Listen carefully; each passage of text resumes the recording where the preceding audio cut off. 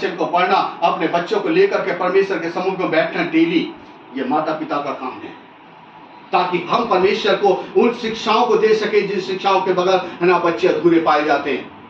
अगर आज यानी कि गुलाम है, आप देखिए जो व्यक्ति परमेश्वर के जीवन के साथ अपने जीवन को इंक्लूड करता है, शामिल करता है, परमेश्वर का वो शख्स और वो बच्चा कभी भी दुनियावी बातों में कभी अपने आप को शामिल नहीं करता, अपने आप को बचा करके रखता है।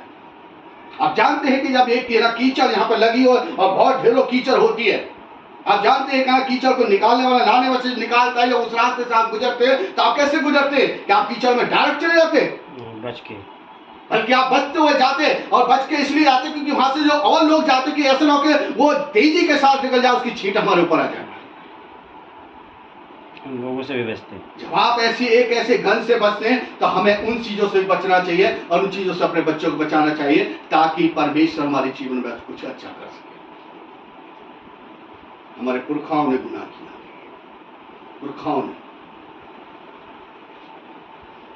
बहुत से माता पिता आज आराधना में नहीं हो बैठते, संडे को चर्च में नहीं आते, टाइम की वैल्यू नहीं समझते। बाई चांस की बात अलग है, लेकिन हर संडे ऐसा किया जाए तो गलत है, जानबूझ करके होता है, क्योंकि उसका जीवन परमेश्वर के साथ में नहीं है, परमेश्वर का डर उसके जीवन में नहीं है, इसलिए वो ऐसा कर रहा है। अगर उसके जीवन में परमेश्वर का डर होगा तो वो कभी भी नहीं करेगा वो ऐसा।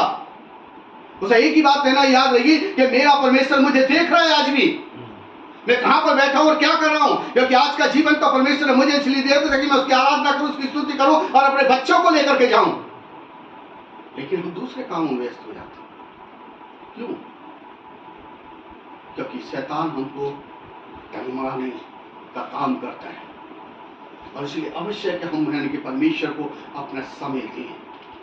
वो कहता है कि यानी कि है ना, हमारे पुरखाओं ने पाप किया। पद निकालेंगे नेहमा की किताब, उसका 9 अध्याय उसके 2 पद से पढ़ेंगे। जो बहुत ही कठिन है ये बात। जो परमेश्वर के चुने हुए लोग हैं, परमेश्वर की यानी कि ना संतान है, जो अभिषेक यानी कि संतान है,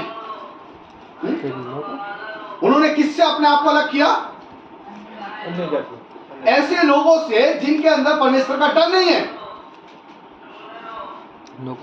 और यहाँ पे अगर दूसरे रूप में देखा जाए तो पौलुस कहता है, यानी कि उसका 2 कोरिन्थियों के अंदर लिखा कि मैं तुमसे ये नहीं कहता कि तुम प्यार लोगों की संगति करो, ना करना,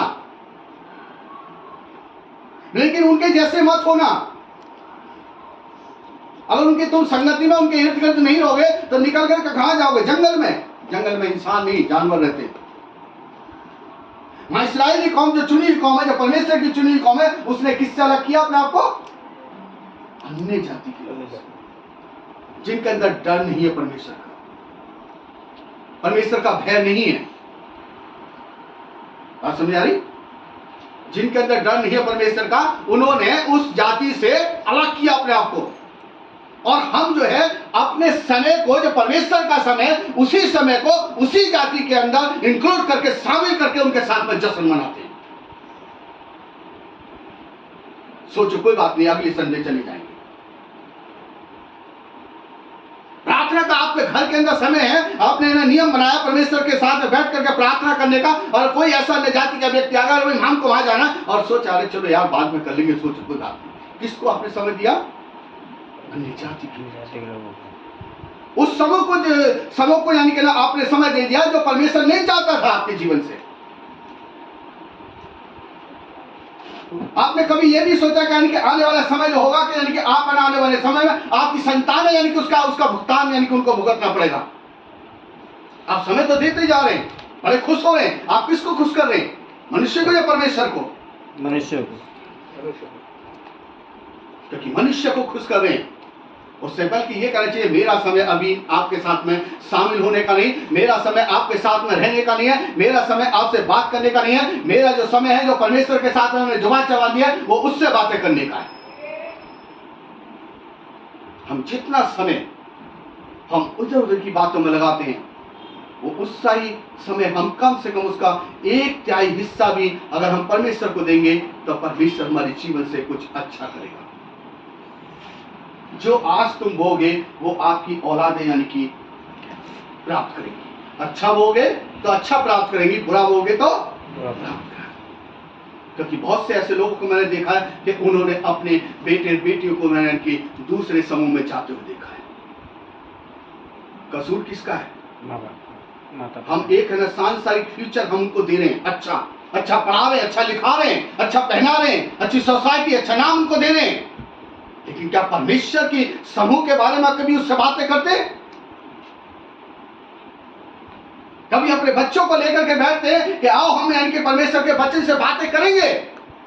लेकिन नहीं, हम घंटों दूसरी बातों को तो बैठ कर हम डिस्कस कर सकते हैं जिसका कोई मतलब नहीं होता, जिसका कोई फायदा नहीं होता। लेकिन परमेश्वर के वचन की जब बारे में बात करेंगे तो चे मैं होगी, डिस्टर्ब होंगे लोग, क्योंकि वहां फायदे की बातें नहीं होती। और जो फायदा चाहता है वो बैठता है, जो फायदा नहीं चाहता वो चला जाता है। इजराइली लोगों ने क्या किया? सबसे पहले क्या काम किया उन्होंने? अन्य जाति के लोगों से अलग किया। कौन सी बातों में अलग किया उन्होंने? अपनी सोच को बदल दिया, अपने विचारों को बदल दिया, अपने ख्यालातों को बदल दिया, और जो समय परमेश्वर का था उस समय को उन्होंने निकाल दिया। पढ़िए उसको जल्दी से। और खड़े होकर अपने अपने पापों और अपने अपने पापों को, हालेलुया, देखिए बड़े गौर से सुनना इस बात को, अपने अपने पापों और अपने खड़े होकर के, हालेलुया। अपने आज के एक